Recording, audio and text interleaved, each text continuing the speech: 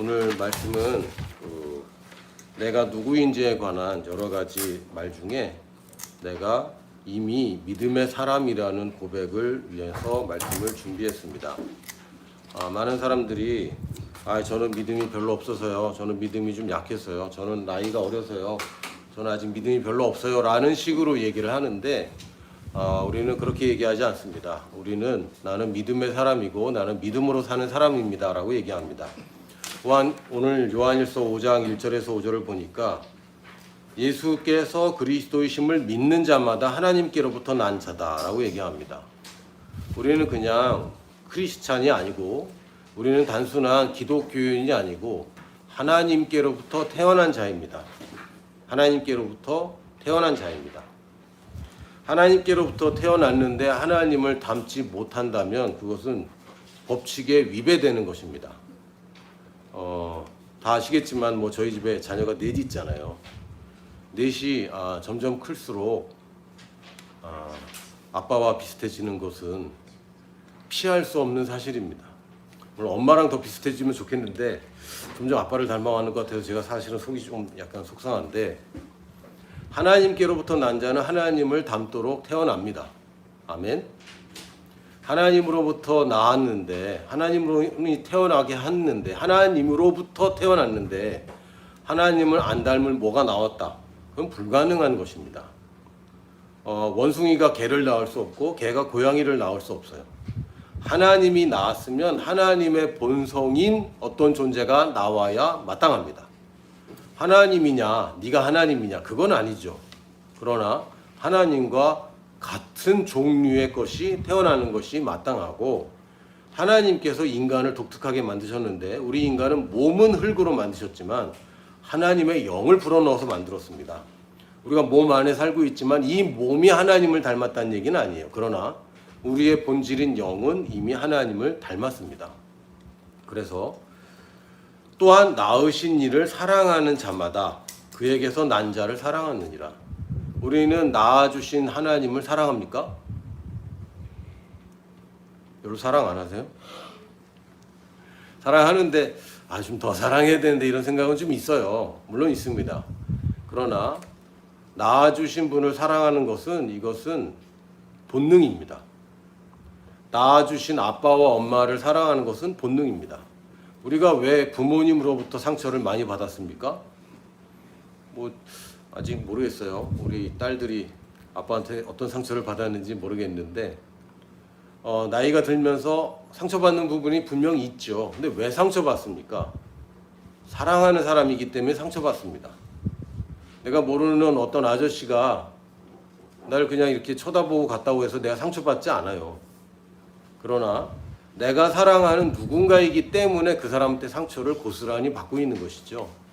육신의 부모님은 우리에게 상처를 많이 주기도 하고 또한 우리 또한 상처를 많이 드렸습니다만, 하나님 아버지는 본인이 상처를 받으셨지 예수께서 상함을 받으셨지 우리에게 상처 주시는 분이 아닙니다. 어느 누구에게도 어떤 상처도 주지 않는 좋은 아버지시고 그 아버지에게서 우리 상처받을 일이 없습니다. 하나님을 알면 하나님을 사랑할 수밖에 없어요. 우리가 하나님을 사랑하려고 애쓰는 것이 아니라 그것은 죄인들이 그렇게 하는 것이고 이방인들이 하는 것이고 하나님한테 잘 보여야 하는 것이고, 그러나 하나님의 자녀가 된 우리들은 충분히 마음 놓고 그분을 알면 알수록 더욱 사랑하게 되어 있습니다. 그래서 하나님께서 구약에서의 계명은 2개였습니다. 하나님을 사랑해라, 그리고 이웃을 사랑해라. 그런데 예수님께서 새 계명을 말하실 때는 오직 하나만 말씀하셨습니다. 이웃을 사랑하는 것. 왜요? 아버지를 사랑하는 것은 더 이상 계명이 아닙니다. 그냥 본능이에요. 그런데 여기서 끝나는 것이 아니라 낳으신 이를 사랑하는 자마다 그에게서 난 자를 사랑하느니라. 아버지만 사랑하는 게 아니라 내가 하나님으로부터 태어나서 하나님만 사랑하는 것이 아니라 하나님으로부터 태어난 다른 사람들을 내가 사랑한다라고 성경은 얘기합니다. 그것이 마땅하다고 얘기하고 그것이 우리에게 주신 계명이라고 얘기합니다. 2절에 보니까 우리가 하나님을 사랑하고 그의 계명들을 지킬 때에 이로써 우리가 하나님의 자녀를 사랑하는 줄을 아느니라. 하나님의 계명이 무엇입니까? 아버지를 사랑하는 것은 더 이상 계명은 아닙니다. 우리의 그냥 본능이에요. 본능적으로 아빠를 사랑하게 되어 있어요. 그런데 계명이 뭐냐면 하나님으로부터 난 다른 자녀들, 형제 자매들을 사랑하는 것이 바로 계명인 것이고, 그것이 우리에게 하나님께서 요구하시는 바입니다. 3절에 하나님을 사랑하는 것은 이것이니 우리가 그의 계명들을 지키는 것이라. 그럼 이 계명은 무거운 것입니까? 가벼운 것입니까? 하나님을 사랑하면 그 계명을 당연히 지킨다, 이렇게 되어 있습니다. 근데 우리는 본능으로 하나님을 사랑한다라고 말씀드렸죠. 그러면 우리는 계명을 지키는 것이 가벼운 것입니까? 무거운 것입니까? 가벼운 것입니다. 사람들이 하나님의 말씀 혹은 계명을 지키는 것을 부담스러워하고 다 못 지키잖아요 라고 착각하는데, 그것은 죄의 본성이 있었을 때에는 당연히 못 지킵니다. 그래서 예수님이 오셨고, 이제는 우리가 거듭났을 때 이제는 지킬 수 있는 사람으로 우리는 거듭났습니다. 못 지킨다, 그러나 최선을 다하겠다라고 하는 것과 아니 지킬 수 있는 것이야, 이건 가벼운 거야, 나는 할 수 있어 라고 접근하는 것은 완전히 다른 이야기입니다. 기독교에서 전통적인 개념은 뭐냐면 우린 못해, 그냥 최선을 다할 뿐이고 여전히 부족하고 약해, 그런데 내가 할 수 있는 만큼 최선을 다하는 거야. 이게 구약과 신약을 막 버무려서 비빔밥을 만들어서 먹는 모습이고요. 그러나 신약에서, 특히 서신서에서는 아니야, 이거 당연히 하는 거야, 당연히 되는 것이고, 우리의 본능적으로 본성이 변화된 우리들은 하나님의 계명을 지키는 게 이제 가벼운 거야. 왜? 본성이 바뀌었기 때문에. 본성이 바뀐 것을 모르기 때문에 여전히 지저분하게 살고 있고 죄의 노예로 살고 있습니다. 우리는 본성이 바뀐 사람이에요. 성경은 본성이 바뀌었다 그랬는데 나는 안 바뀐 것 같잖아요. 여러분 어떠세요? 여러분 본성이 바뀐 것 같습니까? 아니면 안 바뀐 것 같습니까? 완전히 바뀐 것 같습니까? 조금씩 바뀌는 것 같습니까? 조금씩 바뀌는 것 같은 느낌적인 느낌이 있어요. 이거 다 혼적인 것이고 육적인 것입니다. 영적인 사실은 뭡니까? 나는 완전히 새 사람이 되었다는 거죠. 우리가 말씀에 겸손해야 되는 것은 하나님이 나를 새로운 피조물로 만드셨다면 나는 과거가 없고 완전히 바뀌었구나, 완전히 새 사람이 되었구나 라고 말씀과 똑같은 말을 하는 것이 겸손이지, 하나님은 완전하시고 예수님 완전하시지만 저는 여전히 부족하고 약하고 어렵고 잘 못해요 라고 얘기하는 것은 인간들 사이에서, 죄인들 사이에서의 겸손이지 하나님 앞에서 할 겸손이 아닙니다. 하나님 앞에서는 우리가 당당하게 내가 의인이 되었습니다, 하나님의 본성으로 내가 거듭났습니다 라고 말을 하는 것이 진짜 겸손입니다. 왜요? 말씀이 그렇게 얘기하니까. 내가 느껴지는 것과 상관없이 하나님 말씀이 그렇게 얘기하고 있기 때문에 말씀이 그렇다면 실제로 그런 것입니다. 그래서 그의 계명들은 무거운 것이 아니다라고 얘기합니다. 그러면 계명은 가벼운 것이다라고 얘기해야 되고, 그러면 형제 자매를 사랑하는 것은 어려운 게 아니다라고 우리가 말하기 시작해야 됩니다. 여러분 미운 사람 있죠. 원망스러운 사람 있습니다. 상처 준 사람도 있고 마음에 안 드는 사람도 있고요. 멀리 있는 사람들이야 우리는 별로 관심도 없어요. 그러나 가까운 사람 중에 상처 주고받으면서 쌓인 게 있는 사람들이 얼마나 많습니까? 그런데 성경은 믿는 자들은 형제 자매이고 그들을 사랑하는 것이 마땅하다라고 얘기했습니다.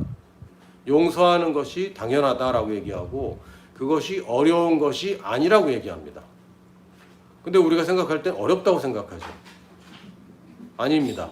어려운 것이 아니라고 성경이 얘기하고 있다면 그건 무거운 게 아닌 거예요.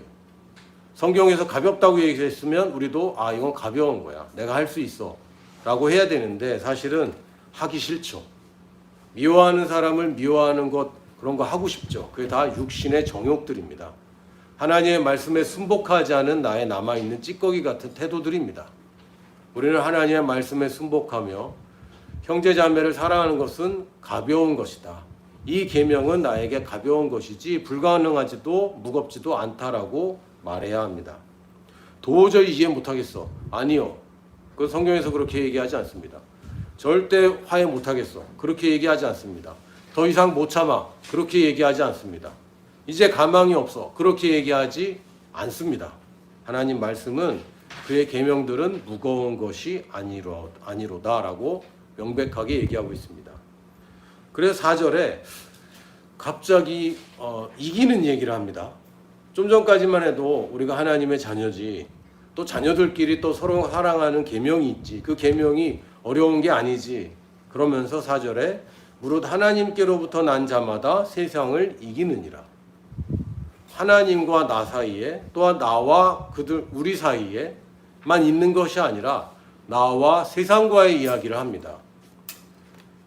하나님께로부터 난 자마다 각각 모든 사람, 어떤 사람은 이기고 어떤 사람은 못 이기는 게 아니라 everyone, 각각의 한 사람 한 사람이 세상을 이긴다라고 되어 있습니다.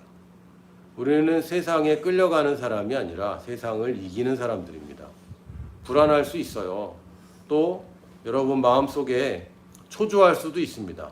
그러나 성경은 우리가 세상을 이긴다고 했지 이 세상 가운데 우리가 생존할 수 있다고 얘기하지 않습니다. 지금 물가가 굉장히 많이 올랐죠. 기름값 오르고 있고 뭐 다 오르고 있어요. 이제 뭐 서너 명이 밥 먹으면 4, 5만 원 그냥 순식간입니다. 뭐 점심 한 끼 먹어도 10,000원 이상 지출해야 되는 시절에 살고 있는데 하나만 안 오르죠. 임금만 안 오르고 월급만 안 오르고 다 오르고 있어요. 할렐루야. 그럼에도 불구하고 우리는 이기는 자입니다. 생존이 아니라 생존자나 희생자가 아니라 우리는 승리자이고 정복자입니다. 누가? 하나님으로부터 나왔다는 그 사실 하나만으로 우리는 세상을 이기는 자의 조건이 다 갖춰진 것입니다. 그래서 세상을 이기는 승리는 이것이니 우리의 믿음이다 라고 얘기하죠. 예수께서 하나님의 아들을 이심을 믿는 자가 아니면 세상을 이기는 자가 누구냐. 그래서 우리가 믿음을 얘기할 때 예수님을 믿어요. 근데 믿음이 별로 없어요. 이렇게 착각하는데 아니 잠깐만. 예수께서 하나님의 아들이심을 믿는 자가 세상을 이기는 자라고 얘기합니다. 믿는 자에게는 이런 표적이 따르리냐라고 얘기할 때 이 믿는 자는 신앙생활 많이 하고 많이 성경 공부하고 또 교회에서 리더가 되고 그래서 좀 믿음이 많은 사람 얘기하는 게 아니라 믿고 그 이름을 부르는 자는 모든 사람이 구원을 받는다라고 얘기했고 그 믿는 자에게는 이런 표적이 따른다라고 얘기했습니다. 그러니까 우리가 거듭나는 믿음과 생활에서 쓰는 믿음을 너무 분리해 버렸는데 믿고 거듭났다면 우리는 믿음이 있는 것입니다. 예수님이 하나님의 아들이라는 것을 믿기만 하면 우리는 이미 믿음이 있는 것이고 그 믿음 하나만으로도 겨자씨만한 이 작은 믿음으로도 세상을 이깁니다. 이게 성경이 말하는 바인데 제가 예수님은 믿지만 아직 실제로는 믿음이 별로 없어요 라고 얘기하는 것은 우리의 착각이죠. 예수님을 믿는 믿음과 세상을 이기는 믿음은 동일한 것입니다. 다른 게 아니에요. 예수님을 믿는 믿음 따로 있고 세상을 이기는 믿음이 따로 있는 게 아니에요. 그 믿음은 오직 한 종류입니다. 자, 오늘은 저희가 파워포인트 준비를 못했기 때문에 제가 이 설교 노트를 이제 단톡방에 올렸고 여러분들이 프린트를 하거나 또는 나중에 보시기를 바랍니다. 먼저 우리의 인생은 더 이상 고아가 아닙니다. 따라해 볼까요? 나는 아빠가 있는 삶을 산다. 아빠가 없는 삶을 살아본 사람만이 이게 무슨 소리인지 잘 알 거예요. 그런데 여러분이 이제 나이가 먹고 더 이상 아빠와 한 집에 살지 않더라도 무슨 얘기인지 알 겁니다. 또 여러분 혹시 뭐 고아의 경험이나 그에 준하는 경험 혹은 주변에서 고아들의 삶을 봤다면 아빠가 있고 없고가 얼마나 큰 차이인지 우리가 알 수 있습니다. 아빠가 있는 인생이에요. 우리 인생은 고아의 인생이 아닙니다. 아빠가 있는 인생입니다. 지금 그 두 딸과 또 딸의 친구 한 명과 제주도를 여행하고 있는데 우리 이 아가씨 3명이 돈 걱정을 그렇게 안 하네. 무엇을 먹든지 어디 가서 놀든지 돈 걱정을 안 해요. 그리고 이렇게 얘기해. 아빠 그거 사면 되잖아. 야 이거 없는데 얘가 안 가져왔는데 이번에 지금 좀 예기치 않은 그 스케줄 변화 때문에 저희들이 준비 못한 것들이 몇 개 있었거든요. 그래서 야 이거 안 가져왔어 그랬더니 애들이 아빠 사면 되잖아. 이게 아빠 있는 인생입니다. 얼마나 좋아요. 핸드폰이 깨지면 아빠 핸드폰이 깨졌어. 아싸 새 거 사야지. 이게 아빠 있는 인생이에요. 너 때문에 깨졌잖아. 이거 아빠 없는 인생이에요. 누구를 원망한다. 이거는 내가 누구로부터 태어났고 누구의 사랑을 받는 자인지 지금 망각한 겁니다. 아빠 있는 인생은요, 원망할 일이 없어요. 누구한테 화낼 일도 없어요. 그 사람이 나한테 잘못했다. 근데 아빠가 있으니까 상관이 없어요. 만약에 동생이 내 핸드폰 갖고 있다가 깨뜨렸다. 아싸. 아빠, 동생이 내 핸드폰 깨뜨렸어. 그럼 아빠는 어떻게 해야 됩니까? 동생 때문에라도 사줘야 됩니다. 이게 아빠가 있는 인생이에요. 더 이상 고아가 아닙니다. 우리는 새로운 생명뿐만 아니라 새로운 본성을 가졌고 아빠를 사랑하는 것은 이제 우리의 본능입니다. 근데 아빠랑 나만 있는 건 아니에요. 또 누가 있냐면 우리는 다자녀 가정입니다. 그 4명 수준이 아니라 뭐 몇백만 명 수준의, 또 우리 교회만 따지더라도 뭐 20-30명 수준의 그런 가족이 있는 삶입니다. 더 이상 외동이 아닙니다. 외동이신 분들 계실 텐데 그 형제자매가 있는 삶하고 외동의 삶은 굉장히 다르더라고요. 그 동생이 태어나는 순간 스트레스를 많이 받죠. 저희 집에도 한 분이 동생이 없는 분이 딱 한 분 있어요. 근데 그분이 가끔가다 그 어린 동생들을 만나면 굉장한 스트레스를 받습니다. 자기는 안 겪어본 스트레스인 거죠. 그러나 우리 모두 형이나 언니나 누나나 또 오빠가 있고 또 남동생 여동생이 다 있습니다. 누군가가 나를 도와줬고 내가 누군가를 도와주는 인생을 삽니다. 누군가에게 내가 실수를 저질렀고 누군가가 나에게 또 실수를 저지릅니다. 내가 왜 그랬는지 모르지만 내가 악한 짓을 했고 또 누군가가 나한테 악한 일을 할 수가 있어요. 우리가 이 땅에 사는 동안에는 우리가 외동으로 사는 게 아닙니다. 하나님과 나만 있는 것이 아니라 우리가 있는 것이죠. 새 형제와 새 가족이 생겼습니다. 형제가 많다는 것은 참 어렵기도 합니다. 지난번에 저희 자녀 중에 하나가 난 혼자였으면 좋겠다고, 자기는 혼자 있고 싶다고 그런 얘기를 했어요. 누구라고 얘기할 수는 없지만 어쨌든 자기는 좀 혼자 있었으면 좋겠는데 늘 같이라서 자기는 좀 피곤하다. 동감하십니까? 뭐 딱히? 그런데 제가 설명해 줬어요. 네가 나중에 커서 부양해야 될 가족이 아빠와 엄마 2사람이고 그때까지 할머니 할아버지들이 살아 계시다면 5명이다. 거기다 너희 아내가 부양해야 될 가족이 6명이다. 그걸 너 혼자서 다 부양한다고 생각해봐. 아빠 있는 게 좋겠어요. 이해를 하더라고요. 제가 지난번에 어떤 선교사님 돌아가셨는데, 선교사님의 어머니가 돌아가셨는데, 아버지는 일찍 여였고 어머니가 돌아가셔서 이제 임종을 보러 오다가 임종을 못 보고 돌아가셨어요.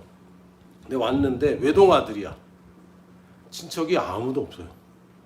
친척이 아무도 없는데 그 마음이 제가 너무 아프더라고요. 근데 이제는 물론 이제 자녀가 있고 부인이 있지만 자기의 뭐 연결되어 있는 뿌리가 없다는 그런 느낌? 아직 젊은데 이 느낌이 저도 잘 뭐 정확하게 모르지만 조금 알거든요. 너무 마음이 아프더라고요. 하나님과 나만 있는 인생이 아닙니다. 나도 누군가에게 또 신세를 지기도 하고 또 누군가가 나에게 신세를 집니다. 이게 우리의 삶이에요.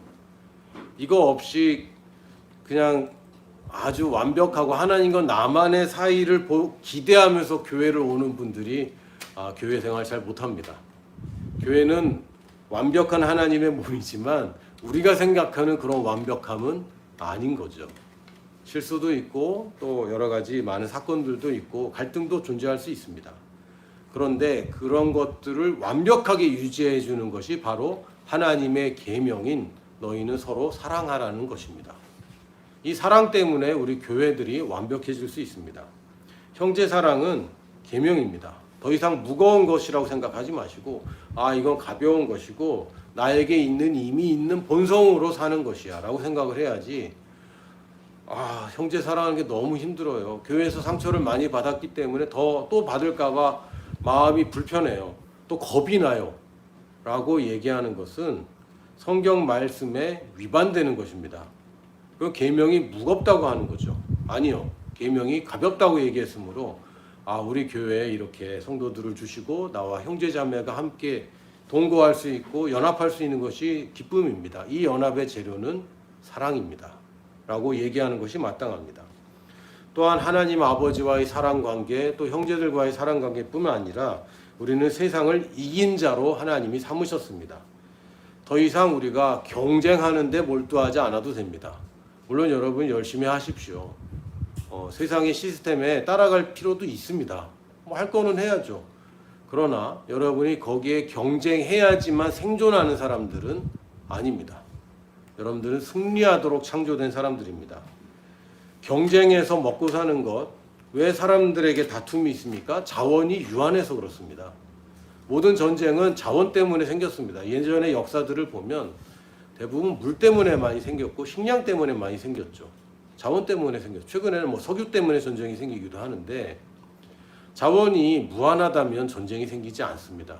유한하기 때문에 자꾸 다툼이 생기는데 이건 아빠가 없는 사람들의 사고방식이에요. 아빠가 없기 때문에 유한하다고 생각하고 아빠가 없기 때문에 부족하다고 생각하고 아빠가 없기 때문에 내가 손해보면 절대 안 된다고 생각합니다. 이것은 우리의 사고방식이 아닙니다. 이건 고아들의 사고방식이죠. 우리들에게는 아빠가 있고 형제 자매들이 있습니다. 그래서 이제는 우리가 넉넉하게 이기는 자의 자리로 갈 수 있는데 새로운 목표와 새로운 소망을 가지고 삽니다. 저 사람들보다 잘 되는 것이 우리 목표가 아니에요.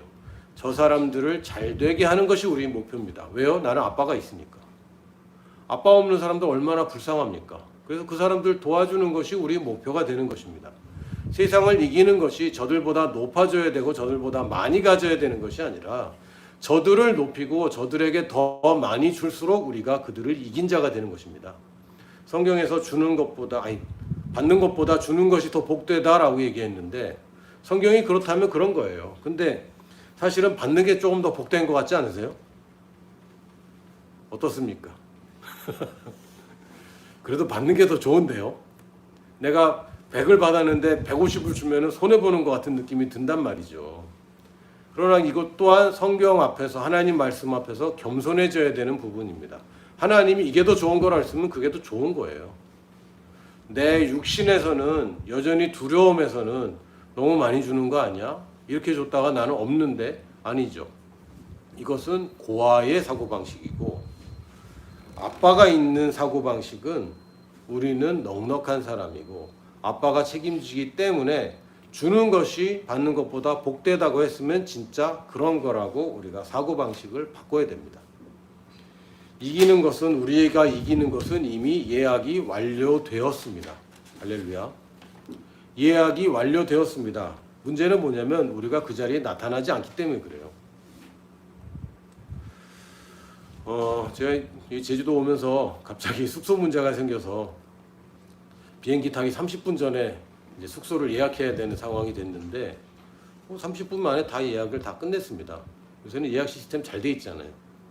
예약을 했다고 하더라도 그 호텔 주인이 저한테 전화해 준 적도 없고 호텔 주인하고 제가 통화를 해서 확정을 받은 것도 아닙니다. 그냥 시스템상에 예약되어 있을 뿐이에요. 우리는 모르죠. 전 진짜로 방이 준비되어 있는지 아닌지는 알 수가 없습니다. 그러나 예약이 완료되어 있다는 이메일 하나만으로 우리가 그걸 확신하고 와서 내 이름을 대면 그 방이 내게 주어집니다. 그러나 예약되었다고 하더라도 내가 그 자리에 나타나기 전까지는 아무 일도 벌어지지 않습니다. 우리가 이기는 자로 예약이 완료되어 있지만 이기는 자의 자리에 가지 않는다면 우리가 이기는 일들이 별로 없어요. 이기는 자의 자리에 가려고 하지만 내가 여전히 사고방식이 고아의 사고방식이고 여전히 사고방식이 남들보다 더 가져야 되는 사고방식이라면 이 사람이 이기는 자의 자리에 앉아 있는 것이 아닙니다. 그럼 노쇼가 돼요. 예약은 되어 있는데 아무도 나타나지 않기 때문에 그 예약한 것이 나에게 주어지지 않는 것처럼 보입니다. 이미 주어졌는데 안 주어진 것 같죠. 이미 하나님이 약속하신 것인데 그것이 내게 나타나지 않는 것 같습니다. 그러나 이기는 것은 예약이 완료되어 있습니다. 단지 그 이기는 것은 오직 믿음입니다. 우리는 더 이상 불신자가 아닙니다. 우리는 신자들입니다. 신자는 믿는 자란 뜻입니다. 믿는 자라는 것은 믿음의 사람이란 뜻입니다. 따라해 볼까요? 나는 믿음의 사람이다. 제가 많은 그리스도인들 만나봤는데 이 사람들 대부분이 믿음이 굉장히 강해요. 어떤 믿음이냐면 자기의 믿음이 없다고 믿어요. 이게 뭐지? 아니에요. 하나님이 우리에게 최소한의 믿음은 다 주셨어요. 그 믿음이 작은 것 같지만 산을 움직이는 믿음이에요. 그래도 저는 목사님 같지 않아서 저는 말씀도 잘 모르고 저는 믿음이 별로 없어요. 아무리 얘기를 해도 이 사람들은 자기 믿음이 없대. 그걸 어떻게 이렇게 잘 믿는지 모르겠어요. 자기 믿음이 없다는 걸 믿는 그것을 내가 믿음의 사람이구나라는 믿음으로 바꿔줘야 됩니다. 믿음이 없는 게 아니고 잘못된 것을 믿고 있어요. 세상이 뉴스들을 믿고 있고 통념적인 그냥 통속적인 그냥 사람들이 얘기하는 것을 믿고 있습니다. 유튜브를 믿고 있고 다른 누군가의 경험들을 믿고 있을 뿐입니다. 우리 모두가 믿음의 사람들인데 특히 우리는 하나님의 말씀을 믿는 믿음의 사람입니다. 로마서 12장 3절에 보면 이렇게 되어 있습니다. 내게 주신 은혜로 말미암아 너희 각 사람에게 말하노니 마땅히 생각할 그 이상의 생각을 품지 말고 오직 하나님께서 각 사람에게 나누어 주신 믿음의 분량대로 지혜롭게 생각하라. 하나님께서 각 사람에게 나누어 주신 믿음의 분량이 있다고 얘기합니다. 나는 못 받았다고 얘기하면 곤란한 거죠. 모든 사람에게 주셨기 때문에. 그러면 우리는 믿음을 가졌습니까? 안 가졌습니까? 가졌다고 얘기해야죠. 말씀이 그렇다고 얘기하면 그렇게 얘기해야죠. 나는 믿음을 가진 사람이구나. 나는 믿음의 사람이구나 라고 말하기 시작하십시오. 이 사람들은 새로운 방식의 새로운 태도를 가진 사람들입니다. 예전의 방식대로 살지 않습니다. 아빠 없는 방식으로 살지 않습니다. 새로운 태도로 살아갑니다. 형제들을 미워하고 원망하고 탓하는 태도를 갖지 않습니다. 왜요? 이게 다 하나예요. 하나. 세상을 이기는 믿음과 자녀의 믿음이 같은 것이고 이 자녀된 믿음이 형제와 자매를 사랑하게 해주고 이 형제 자매를 사랑하는 가운데 이 세상을 이기는 믿음이 작동됩니다. 그래서 마가복음 11장 23절에서 25절을 보면 믿음에 관해서 가장 유명한 구절 중에 하나인데요.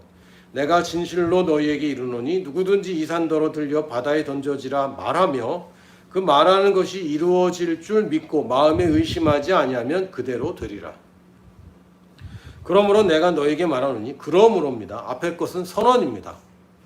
말한 대로 되는 거야. 의심하지 않으면 되는 거야. 믿음으로 말하고 의심하지 않으면 산이건 뭐건 막 바다에 던지고 이 세상에서 우리 힘으로 할 수 없다고 생각했던 것들이 이루어지는 거야. 이것은 원리입니다. 그리고 이것을 어떻게 적용할지 그러므로라고 적용을 얘기해 주십니다. 그러므로 내가 너희에게 말하노니 무엇이든지 기도하고 구하는 것은 받은 줄로 믿으라. 아멘. 기도하고 구했으면 받은 줄로 믿는 거예요. 치유를 구했으면 받은 것으로 믿는 것입니다. 근데 왜 계속 아프지? 라고 말할 필요 없어요. 압니다. 믿음으로 말했는데 여전히 아픈 경우 당연히 있죠. 믿음으로 말했는데 여전히 재정적으로 어려운 경우 많이 있죠. 그러나 우리가 말을 고수하는 것입니다. 의심의 말을 하지 않도록 우리가 결정하는 거예요. 왜요? 아빠가 있기 때문에. 아빠가 없다면 우리는 여러 가지로 이 앞뒤가 안 맞는 소리를 하는 사람들이 돼버립니다. 그러나 아빠가 있고 아빠의 말씀이 분명하고 예수 그리스도께 성취하셨고 그분이 나를 위해서 이 모든 일을 내게 주셨습니다. 그러므로 무엇이든지 기도하고 구하는 것은 받은 줄로 믿어라. 말하고 의심하지 않으면 그대로 되는 원리를 따라서 우리가 기도하면 받은 것으로 믿습니다. 그리하면 너희에게 그대로 되리라. 서서 기도할 때, 근데 기도할 때 한 가지를 더 얘기합니다. 뭡니까? 서서 기도할 때에 아무에게나 혐의가 있거든 용서하라. 그리하여야 하늘에 계신 너희 아버지께서도 너희 허물을 사하여 주시리라 하시니라. 이건 뭐죠 도대체? 믿음으로 기도했는데 내가 이거는 또 뭔가 계명을 또 나에게 얘기하고 계명을 안 지키면 기도 응답이 안 된다는 것처럼 여겨집니다. 이게 요한일서 5장의 이야기입니다. 하나님이 우리 아빠지. 아버지로부터 난 사람들은 낳으신 분을 사랑하지. 낳으신 분을 사랑한즉 낳은 자들을 또한 사랑하는 거야. 이게 하나야. 너희가 만약에 하나님의 사랑을 받는 자녀라는 게 확실하면, 그 믿음이 분명하면 형제 자매를 당연히 사랑하도록 되어 있습니다. 왜요? 아빠 때문에. 그런 경우 많이 있거든요. 막 화가 나서 어쩔 줄을 모르는데 이제 얘기를 하는 거야. 아빠가 이렇게 뭐 얘기하고 그러면 알았어 아빠. 이렇게 이제 화해가 되는 거죠. 내 동생이 사랑스럽기 때문도 아니고 내 형이 사랑스럽기 때문이 아니라 아빠가 사랑스럽기 때문에 형제 자매를 사랑할 수 있게 되는 겁니다. 우리가 계명을 잘 지키지 못하고 있다면 사실은 아빠를 사랑하는 데에 문제가 있는 것이고, 아빠와의 관계가 지금 다시 정립돼야 되는 관계예요. 그걸 얘기하는 겁니다. 기도할 때에 네가 믿음으로 한다고 하지만 한 가지 체크를 해야 돼. 아빠와의 관계. 그걸 뭘로 체크합니까? 예배를 얼마나 잘 드리느냐, 예배에 빠지지 않느냐, 이걸로 체크하는 게 아니라 계명을 잘 지키느냐. 다시 얘기하면 형제 자매를 어떻게 서로 사랑하고 있느냐. 요게 사실은 우리의 위치를 정확하게 나타내주는 지표가 됩니다. 그래서 용서하라는 얘기가 뭡니까? 그 위치를 바로 잡으라는 뜻입니다. 하나님이 널 낳은 게 맞아? 그 믿음, 내가 구원받았다는 바로 그 믿음이 결국은 내가 기도할 때 받은 줄로 믿는 바로 그 믿음인데, 하나님과 나 사이에 내가 하나님을 사랑하는 데는 아무 문제가 없고, 단지 내가 형제자매 중에 누군가를 용서하지 않고 있다면 지금 그것을 바로잡는 것이 나의 믿음을 작동시키는 것입니다. 왜요? 그것이 아버지를 향한 믿음이기 때문에. 기도응답의 믿음이 따로 있는 게 아니라 그것이 바로 아버지를 신뢰하는 바로 동일한 믿음이기 때문에, 아버지가 나를 낳은 것이 맞다면 형제자매를 사랑하는 것이 마땅하기 때문에, 내가 지금 위치를 벗어나 있구나, 내가 믿음을 사용하는 위치에서 벗어나 있다라는 것을 감지할 수 있죠. 그래서 예수님께서 기도하면 받은 줄을 믿으면 다 그대로 되는 거야. 근데 요 혐의가 있으면 용서해. 그거 먼저 한번 살펴봐 라고 얘기합니다. 그래서 이게 잘못 읽어지면 네가 용서하지 않으면 하나님이 기도응답을 안 들어줘 라고 얘기하는 것이 아니라, 너와 하나님의 사이를 뭐가 가로막냐면 하나님이 가로막는 것이 아니라 나와 형제와의 관계가 하나님과의 사이를 가로막는 것입니다. 그것을 우리가 체크해 봐야 됩니다. 왜요? 우리는 믿음의 사람이기 때문에. 우리를 낳은 분이 하나님을 믿는다면 우리가 받는 것도 당연히 믿는 것이고, 내게 형제 자매를 사랑하라는 이 계명 또한 가벼운 것임을 우리는 믿습니다. 하나님 말씀이 그러하다면 우리는 믿는 사람들입니다. 이 시간에 여러분에게 누구에게 혐의가 있다면 지금 바로 용서하십시오. 그냥 용서한다고 말하기 시작하십시오. 말이 잘 안 나올 수도 있어요. 내키지 않을 수도 있어요. 그러나 하나님의 말씀에 순종하십시오. 하나님으로부터 태어난 사람은 하나님의 말씀을 순종합니다. 아빠 말 안 듣는 딸이 어디 있어? 그렇지? 들어야지. 할렐루야. 우리는 아빠가 있는 사람들입니다. 아빠 말씀에 용서하라고 그랬으면 우리는 그것이 가벼운 줄로 믿고 누구든지 용서할 수 있는 사람들입니다. 그게 우리의 새로운 본성입니다. 할렐루야.